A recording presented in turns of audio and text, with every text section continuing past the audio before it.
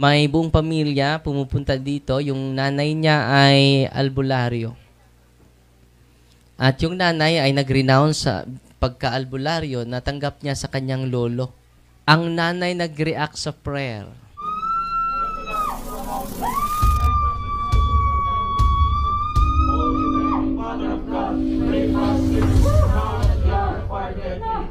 Ang tatlong anak nag-react din. No? Sa kapangyarihan ng prayer ng simbahan, yung Deliverance Handbook. 3, 4 ata silang humahawak sa akin. Pero umaangat daw ako sa bangko eh. Yun lang ang kwento nila sa akin. Tapos super lakas ko daw. Tapos may mga kalmot ako pagtapos.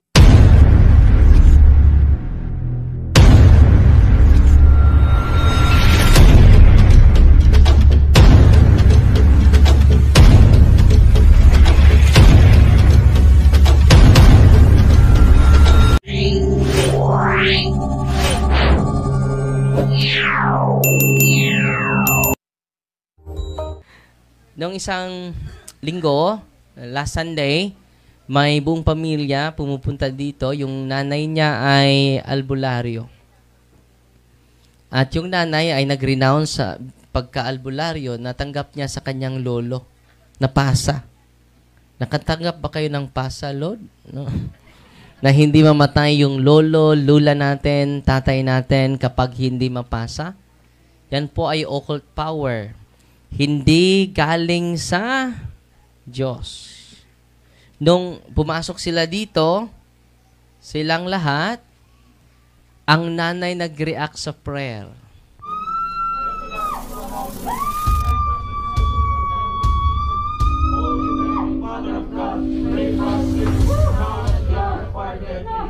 Hail Mary, full of grace, the Lord is with you.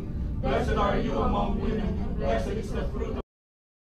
Ang tatlong anak nag-react din. 3, 4 ata silang humahawak sa akin. Pero umaangat daw ako sa bangko eh. Yun lang ang kwento nila sa akin. Tapos super lakas ko daw. Tapos may mga kalmot ako pagtapos ng pray over. So, kasi nung pagtapos din ng pray over, mas lalong nahirapan ako kasi hindi naman kagad sila umalis. Kumbaga, parang yung huling ng pray over sa akin kasi yung i-renounce ko na yung third eye ko. Kasi nahirapan ako doon kasi hindi ko alam kung ano ba yung ano sa akin ng third eye ko, kung ba't ako nagkaroon ng third eye, ano bang maitutulong sa akin ng third eye ko. Bali, hindi ko alam kung kung bakit kailangan ko siyang... No? Sa kapangyarihan ng prayer ng simbahan, yung Deliverance Handbook na sulat ni Father Sequeia. It is a compilation of Father Sequeia sa mga prayer ng ating simbahan na tinuturo namin sa inyong lahat ngayon. I hope you will use the prayer of the church. Maniwala kayo sa dasal ng simbahan. Naniwala nga kayo sa dasal ng albularyo eh. Hindi approve ng simbahan. Sila, yung nag-surrender, prayer din ng simbahan, pero hinaluan nila ng panalangin na hindi nila naintindihan. Hindi natin lingwahe. At tinanong ko siya, alam mo ba yung kahulugan yan? Siya, hindi, Father. No? Dahil occult prayer, yan po ang kahulugan ng occult prayer. Hidden meaning. Walang kabuluhan. At hindi ko alam kung pupunta ba sila ngayon dahil binibigyan natin sila ng series of session. May counseling, may soul exorcism. Dito ako mag-soul exorcism dito. Marinig nyo mamaya, alas 2, mag-start na ako for soul exorcism. Mamaya ngayong alas 2. So, mapakinggan ninyo yung mga sigaw na mga possess mamaya. Huwag kayong matakot. At kung mag-react din sa diagnostic prayer, dito yung mga kasama natin, mga case officer, kung may mag-react din, huwag niyong videohan mamaya, ha? Okay lang ngayon mag-video kayo, pero mamaya, walang video. Dahil hindi naman natin i-post yung buong mukha nila para malalaman na may demonyo. Alam naman natin na may demonyo dahil nandyan yan sa banal na kasulatan. Amen? Dito sa office natin, damang-dama natin yung presensya ni Kristo, yung gawain ni Kristo. Yung preaching, buong umaga, nag-evangelize tayo sa inyong lahat. And then, healing through the sacrament of confession. Alam nyo ba na ang ating mga karamdaman ay galing din yan sa ating negatibo na pananaw sa buhay, mga negatibo na emosyon na ating natanggap galing sa ating kapaligiran. May isang from Cebu, last 2 weeks ago, hindi siya makalakad ng maayos. Matapos na nagalit siya sa isang tao, minumura niya yung isang tao. Bigla lang siyang hindi na makalakad ng maayos. Simula doon, yung kanyang sakit connected sa galit. Grabe yung pagkagalit niya sa isang tao. At pumunta siya dito, nahihirapan siya sa pag-akyat, no? May nag-assist sa kanya, parang punta siya dito sa office natin. Nahirapan talaga siya sa paglakad. Alam nyo, matapos niya kino-confess yung mga sama ng loob niya, yung mga negatibong pananaw niya against sa isang tao, completely healed siya. Grabe, no? At si Father Martin Rilampagos ang kinukumpisalan niya. So, dito sa atin, binibigay namin sa inyo hindi si Father Darwin. Ang binibigay namin sa inyo ay higit pa kay Father Darwin. Si Kristo po. Sa pamagitan ng kanyang mga sakramento, sacrament of healing, confession, anointing of the sick, sa mga hindi na makapunta sa simbahan, hindi na makatayo, ibibigay din namin sa inyo ang Holy Eucharist. Pero lahat naman kayo, makapunta ng simbahan. Kayong hindi lang makapunta sa simbahan, ibibigay namin si Kristo sa inyo completely. Sacrament of healing, confession, anointing of the sick, and then the body of Christ. Sino ba ang malakas? Sino ba ang pinakamapangyarihan? Ang sakramento o hangabak ninyo?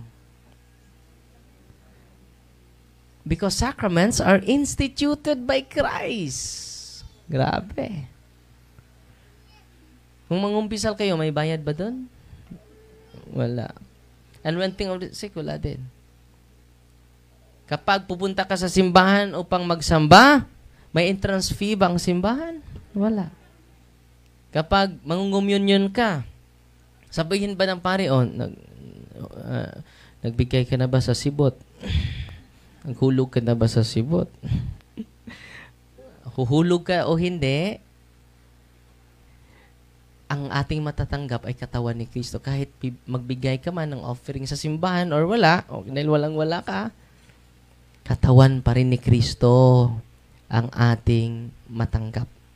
Amen? Lahat ng nandito, hindi namin ibigay, minsan ay, ang pinupuntahan nyo dito ay si Father Darwin. No? Hindi namin mabigay si Father Darwin sa inyo. Higit pa ni Father Darwin ang ibigay namin sa inyo. Si Kristo sa kanyang mga sakramento. So, kung in-examine ninyo yung sarili ninyo at tumanggap kami ngayon, lumapit kayo sa sacrament of confession, si Kristo ang natanggap ninyo. Mas makapangyarihan pa kay Saint John the Baptist. Natutuwa ba kayo ngayon? Si Kristo ang dahilan bakit tayo nandito. Dahil si Kristo ang dahilan bakit tayo nandito, ibibigay namin siya sa inyo libre. Natutuwa ba kayo? Bakit yung sacramentals, Father, hindi libre? By the way, yung mga sacramentals, ang proceeds yan ay ginagamit natin sa mga scholars. 43 scholars na po ang natulungan dyan. Almost 20 ang mga college. 7 sa college ay mga seminarista po. Na kung mamamatay si Father Darwin, may papalit. Amen? At sa mga walang pera, huwag kayong mag-alala dahil nag-bless ako ng olive oil for you. Sa mga hindi maka-afford, lalong-lalo na sa olive oil, mahal yung olive oil, pure olive oil. Amen?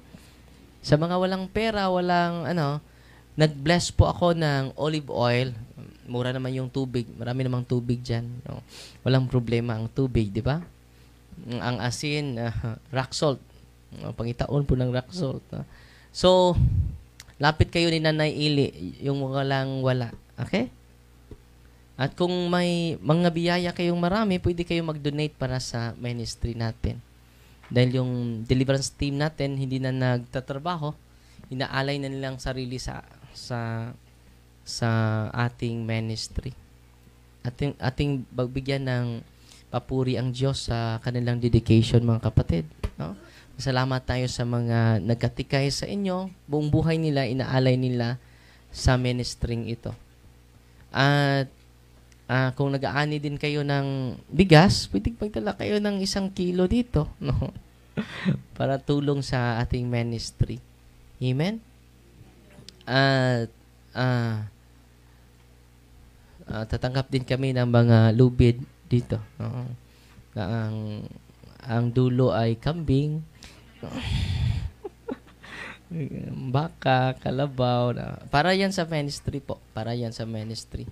At pasensya na kayo, maliit yung lugar natin, masikip yung lugar natin. Pero may nag-donate sa atin ng 1 hectare. Ongoing po ang construction ng building natin for permanent office of healing, deliverance, and exorcism office po. Saan? Sa Durol, Balilihan, Bohol, 1 hectare. So nagtayo na tayo ng mga 500 katao ma-accommodate natin sa chapel. And then may deliverance room, may exorcism room, at may confessional box sa mga kasamaan. Salamat din ako sa mga kasamaan kong pari na sasama natin every time nandito tayo. So maraming mga gastusin dito sa ministry, yung kuryente natin, no? Yung mga kasama natin pari for gasoline allowance nila para gagaan yung trabaho ko dahil nung una ako lang magpakumpisal mga 300 ako lang upo doon. Pero ngayon, salamat sa Diyos may kasama tayong mga pari. Okay? Salamatan natin si Father Martin at si Father Il-El na kasama natin. Bukas din, kung may oras sila, ganito din. Magpakumpisal sila para sa inyo. Amen? Tinatanggap natin ang ating Panginoong Hesukristo. Pumunta kami sa prosperidad sa Diocese of Butuan. May isang babae, ang pangalan niya si Ate Janet. Ang anak niya ay doktora. Merong sakit na hindi natural. May totoo na may barang, may kulam. Totoo po. Totoo na may curse. Totoo na may love potion po. Lumay o gayuma. Totoo po. At paano natin maprotektahan ang ating sarili sa mga kampo ng kasamaan, sa kampo ng kadiliman? Paano po? Sa pamagitan ng sakramento po. Sacrament of healing, not only a sacrament of healing, but it is a sacrament of protection. Grabe no, libre lang. Kung naunawaan natin yan, lalong lahat tayo na nandito, lalapit sa kaparian natin. Only the priest can administer the sacraments. Amen? Nung una ako lang mag-isa, pero ngayon, marami na mga pari na inspire din to sit the confessional box. So, dadagdagan na natin yan ng confessional box sa sunod na mga araw. Yan ang gagawin natin, mga kapatid. Okay? And then, sinabihan ko si Bishop, nagkausap kami last Tuesday. Bishop, ito po yung order ng aming, sa office natin, nag-report ako. Grabe yung saya ni Bishop. Diya, patuloy ka, Father Darwin, ha? At kung may correction ako sa'yo, tatawagan kita, Father. Huwag kang magtampo sa akin, ha? Nasabi ni Bishop. Oo naman, Bishop, ikaw yung tatay ko, no? And then, sinabihan ko siya sa development doon. Binigyan ko siya ng report dun sa ongoing construction. Sa mga maraming biyaya na natanggap niyo sa Panginoon, pwede magdala kayo ng kabilya doon. O, pwede kayo magdala ng mga simento doon. Welcome na welcome po. By the way, for the diocese yan, it is owned by the Diocese of Tagbilaran. It is not owned by me. And then, it is a training ground for those inspired aspirant exorcists na walang experience po. Training ground po yon sa deliverance team, sa mga iba't ibang diocese. Pwede sila bibisita dito. At may office na tayo. May malaking lugar na tayo for that. Training center sa mga gustong mag-exercise at mag-deliverance minister. Training ground. And then, malaking lugar po. Malaking lugar. At kung mag-donate kayo for the office, specific po ang ilagay ninyo. Your intention is mag-prevail. Hindi yung intention ni Father Darwin, kundi yung intention nyo. Ito po sa building, ito din sa ministry. No? Para magamit natin in line with your intention po. Dahil magtatanong kami, lalong-lalo na malaking pira, saan po ba ito? Para saan? Para sa ministry. Gastusin namin para sa ministry. At ito, para saan? Para sa building po yan. Pangbili ng simento. Pangbili ng hollow blocks. Pangbili ng mga material doon na magagamit natin. Walang problema po yan dahil mayaman po tayo. Amen?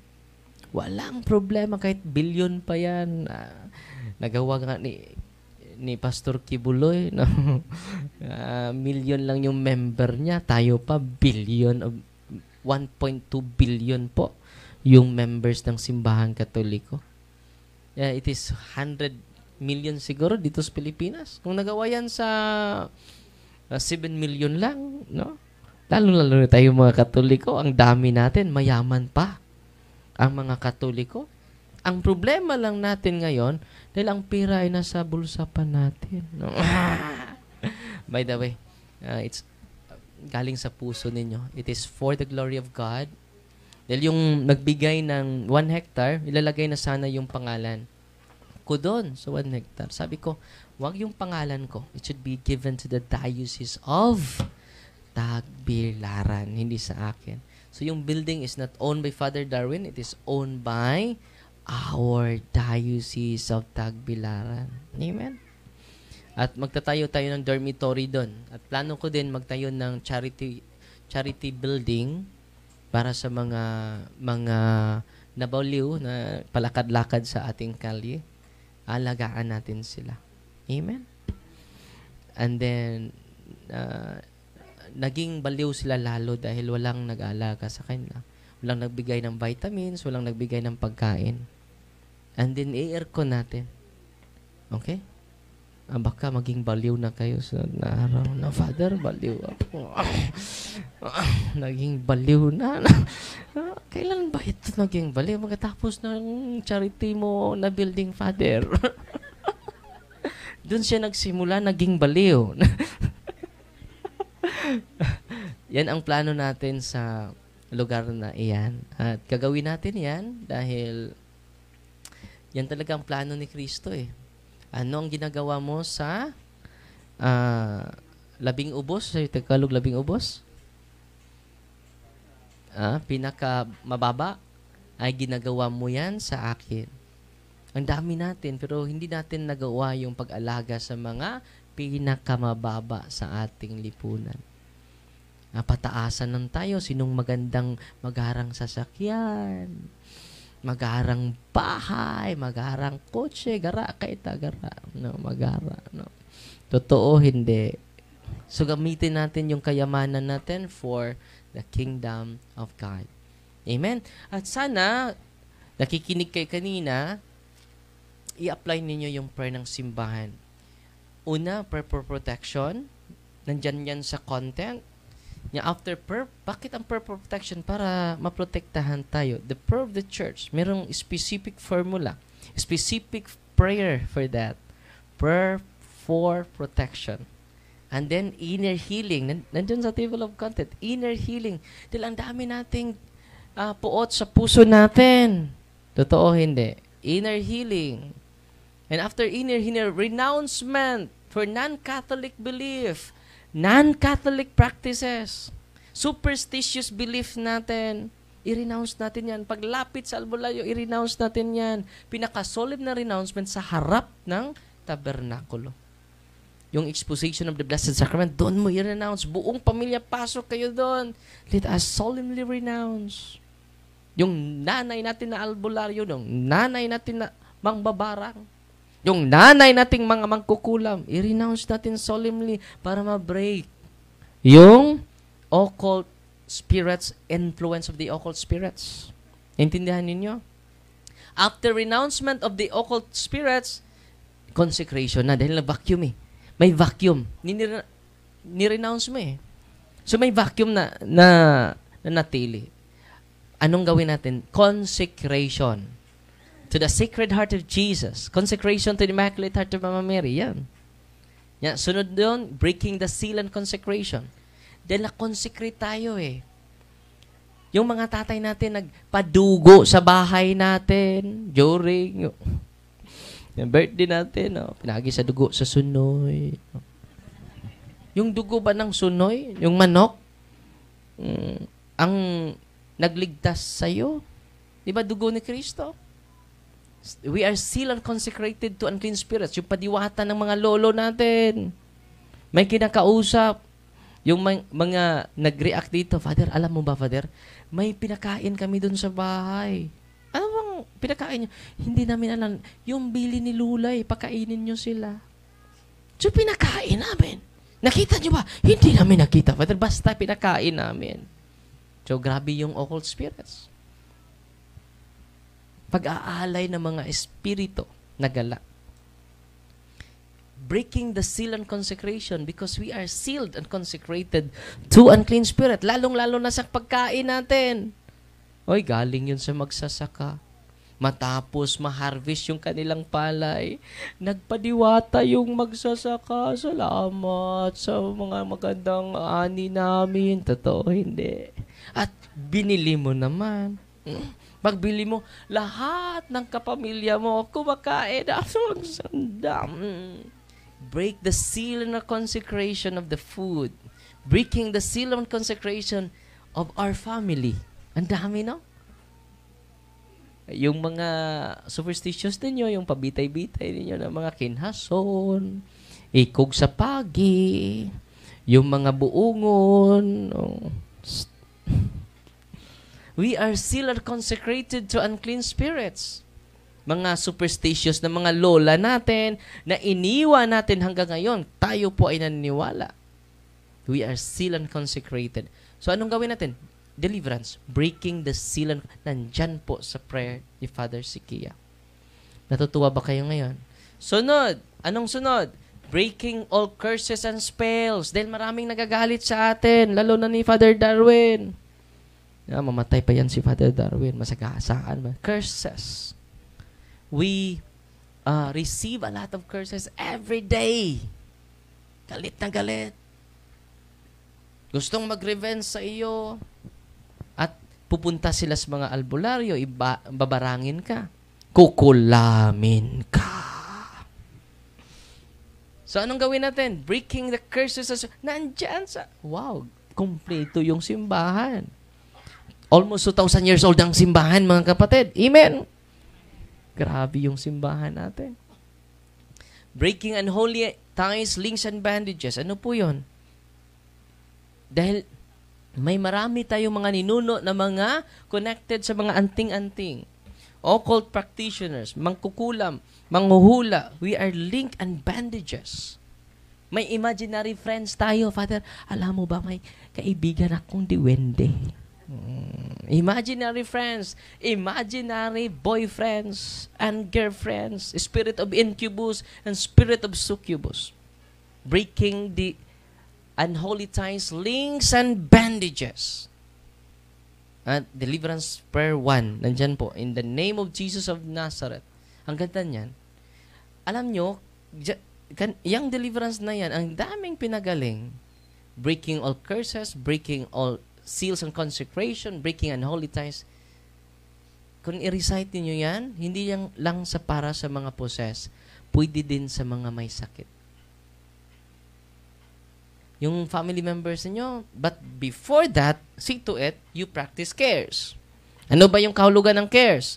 Confession, adoration, rosary, Eucharist, sacramentals, cares. Intindihan nyo ba yun?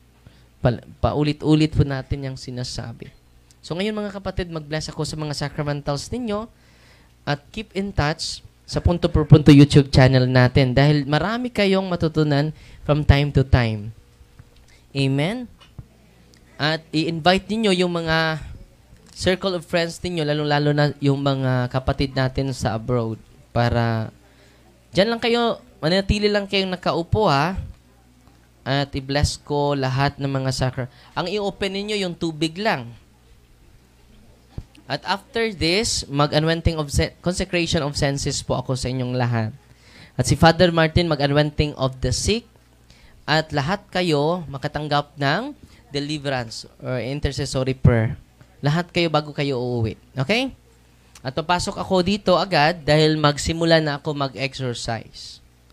At kung hindi kayo uuwi, makarinig kayo sa mga boses ng mga poses na sisigaw. Mamaya, from 2 to 6 p.m. po. Pero ngayon ay hindi kayo nakaabot ng 100, no? Salamat sa Diyos. Hindi ko alam makapahinga ba ako ng maaga ngayon dahil nung una, nasiyahan ako dahil mga 22 lang ang nakapunta. Ay, salamat, 22 lang. Ang 12 ay may sagong chemical, may sagol, may halong chemical, may mga demonyo, no? 12 katao, no? Akala ko matapos ako. May halong chemical pa rin yung 12. Alam niyo, natapos ako alas 9 na. So ngayon, last Sunday is almost 400 last Sunday. Almost 400. Ngayon is ilan sila ngayon, bro? Ilan sila ngayon? Ha? Umabot pa rin kayo ng 100. Akala ko hindi kayo maabot ng 100. So, yan so I hope you receive the sacrament ha. At kung meron kayo kasalanan na hindi nyo nasabi, balik kayo sa sacrament of confession. And then mag-anointing of the sick si Father Martin. And then mag-anointing consecration of senses po ako sa inyo after sa blessing of sacrament religious items. In the name of the Father, and of the Son, and of the Holy Spirit. Our help is in the name of the Lord. You creature of salt, the blessing of salt. I purge you evil with the living God, with the true God, and with the holy God. By the God who ordered you,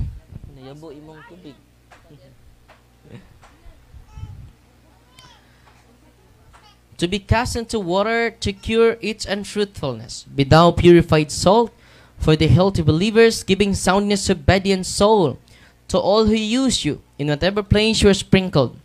May phantasm and wickedness and Satan's cunning be banished, and let every unclean spirit be repulsed by him, who shall come to judge the living and the dead, and the world by far. Almighty everlasting God, humbly we implore your boundless mercy, that you would dine with goodness to bless and sanctify this creature of salt, which you have given for the use of mankind. May all that use it find in it a remedy for soul and body, and let everything with it touches or sprinkles be freed from uncleanness, and assault from evil spirit, through Jesus Christ, your Son, our Lord. Amen. The blessing of water. You creature water, I purge of evil in the name of God the Father Almighty, in the name of Jesus Christ, his Son, our Lord, the power of the Holy Spirit, that you may be water fit to brace us against the envious foe. May you be empowered to drive him forth and exalt him together with his fallen angels, with the power of the selfsame Jesus Christ, our Lord, who shall come to judge the living and the dead in the world by fire. O God, offer man's salvation, those dispense wondrous mysteries with efficacious sign of water, hearken to our prayer, pouring forth your benediction upon this element, which we consecrate with manifold purifications. Let the scriptures serve you in expelling demons and curing diseases, whatsoever it sprinkles in the homes of the faithful, but cleansed and delivered from harm, it such homes enjoy a spirit of goodness, and an air of tranquility, freed from baneful and needless snares by the sprinkling of this water. May everything opposed to the safety and repose of them that were in be banished, so that they may possess the well-being of the sick, in calling upon your holy name, and be protected from all peril through Jesus Christ our Lord. May the salt and water be mixed together in the name of the Father, and of the Son, and of the Holy Spirit. Amen. Haluan nyo ng salt yung tubig ninyo. Kaunting salt lang ang ihalo sa tubig ninyo. The Lord be with you, author of invincible strength and King of conquerable power, ever the glorious triumphant one, who restrained the force of the adversary, who overcome the fierceness of the devouring enemy, with valiantly putting down hostile influences. Prostrate and first we beseech you, Lord, consider kindly this creature of salt and water. Make it honored and sanctify it with a Jewish witness. Wherever it is sprinkled in your name, may devilish infection cease. Venomous terror be driven afar, but let the presence of the Holy Spirit be ever with us. As we implore your mercy to our Lord Jesus Christ, our Son, who lives and reigns with you in the unity of the Holy Spirit, one God, forever and ever. The blessing of oil. Our help is in the name of the Lord, who made heaven and earth. God's creature oil, I cast out the demon from you by God the Father Almighty, who made heaven and earth and sea, and all that they contain. Let the adversary's power, the devil's legions, and all Satan's attacks and inclinations be dispelled and driven afar from this creature oil. Let it bring health in body and mind to all who use it. In the name of God the Father Almighty, in the name of Jesus Christ, the Son, Lord, the power of the Holy Spirit, the Advocate, as well as in the law of the same Jesus Christ our Lord, is coming to judge both the living and the dead, and the world before. O Lord, heed my prayer, and let my cry be heard by you. The Lord be with you. Lord God Almighty, before whom the hosts of angels stand in awe, and also the service of acknowledgement, please should regardfully to bless and hallow this creature oil, which by power has been pressed from the juice of olives. You have ordained it to anoint the sick, so that when they made well, they may give thanks to you, the living and true God. Grant, we pray, that those who use this oil, which we're blessing in your name, may be delivered from all suffering, all infirmity, all wiles of the enemy. Let it be a means of averting any kind of adversity from man, made in your image and redeem your precious blood of your Son, so that he may never again suffer the sting of its serpent, through Christ our Lord. The blessing of all your religious items. Incense, jar blessing sunod.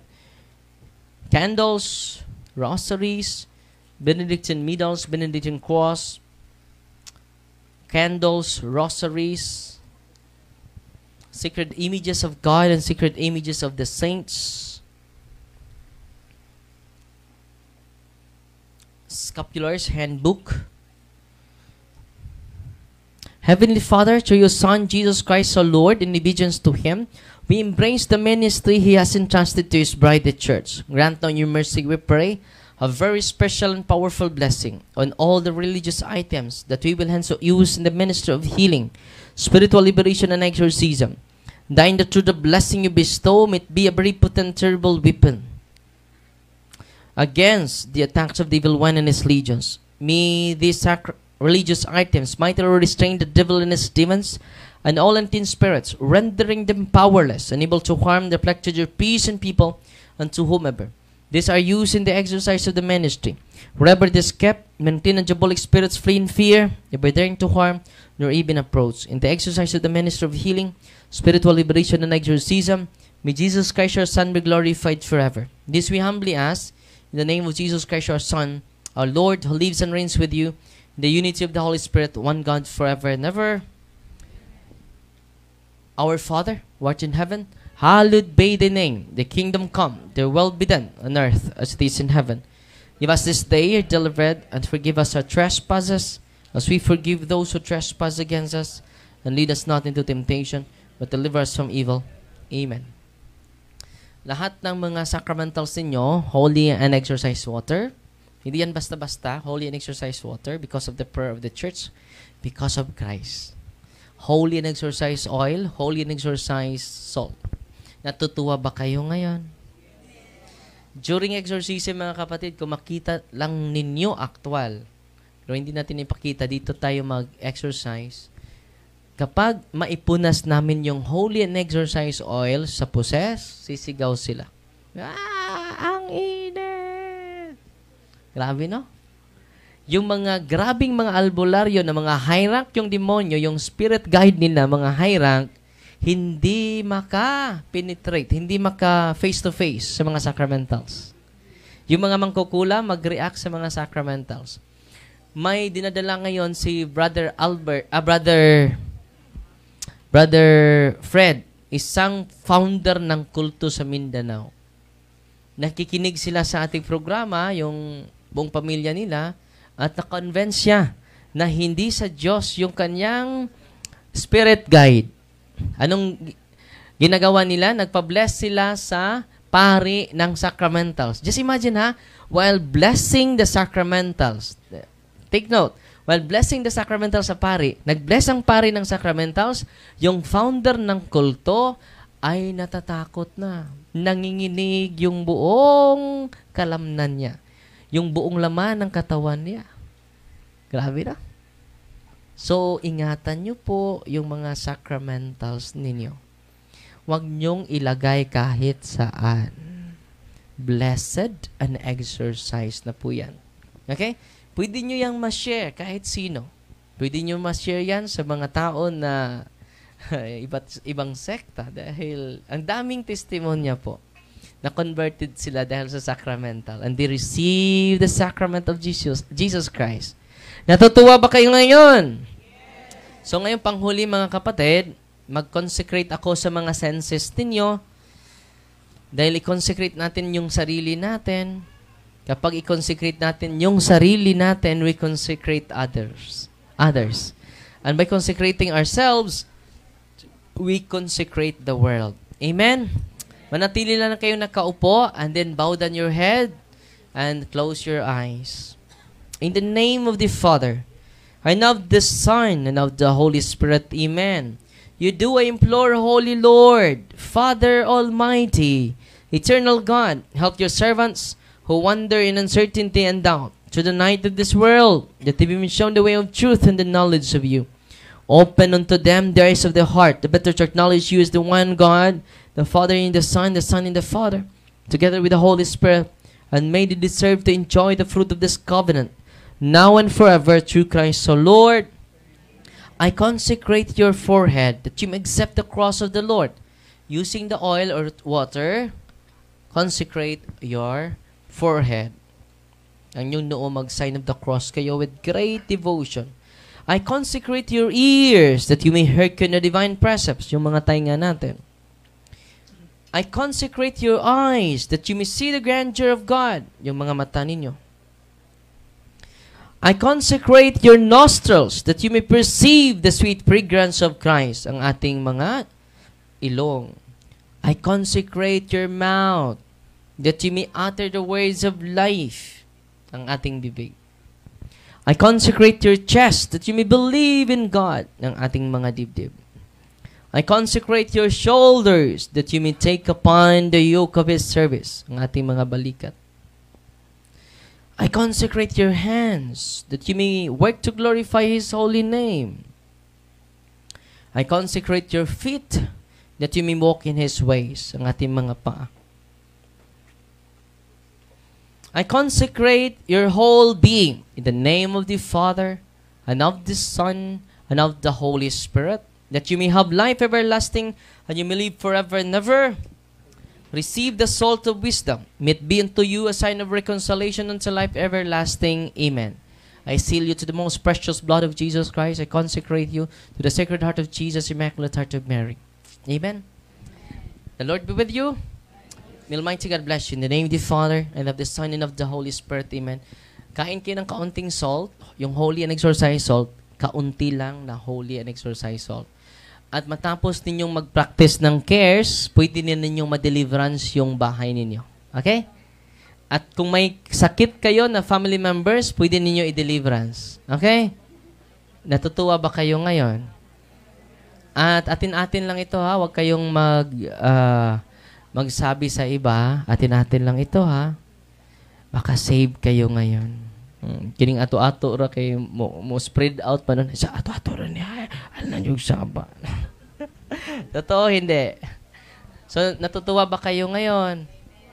At ako po ay magsimula na, mag-exercise po dito. Huwag kayong may ano dito, may butas. Huwag kayong sisilit dito ha. Baka mag-transfer sa inyo. No? Madubli na yung problema ko. No? Joke ra yan, ha? Biro lang yan. So ngayon mga kapatid, magsimula na tayo. Tatawagin na yung mga pangalan ninyo. Okay? At kung tatawagin... Last week, mga kapatid, yung unang tinawag, nag-react.